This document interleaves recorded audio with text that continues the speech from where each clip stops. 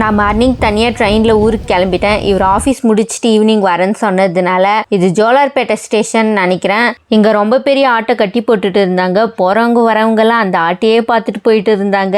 ஏன்னா இது பயங்கர ஹைட்டாகவும் இருந்தது. இதோட கொம்பு கொஞ்சம் டிஃப்ரெண்ட்டாக இருந்தது, வளைஞ்சி வளைஞ்சி. இவர் நைட்டு வரப்போ வேலூரில் செம்ம மழை. ஒரு 2 ஹவர்ஸ்க்கு மேலே விடாமல் மழை பெஞ்சிட்டே இருந்தது.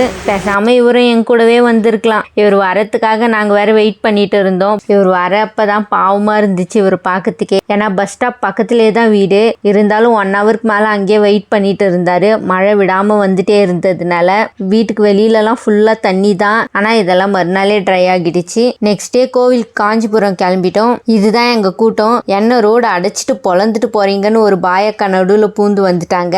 2 கிலோமீட்டர்னு போயிட்டே இருந்தோம். ஏன்னா நாங்கள் தேரடி தெருவில் இறங்குறதுக்கு முன்னாடி ஸ்டாப்பிங்லேயே இறங்கிட்டோம். ஃபைனலாக கோவிலுக்கு போய் பூஜைலாம் முடிச்சுட்டு ரிட்டர்ன் வரப்போ ஒரு பஸ்ஸில் ஏறணும். அது பஸ்ஸான்ற அளவுக்கு அதோட சீட்டெல்லாம் இருந்தது.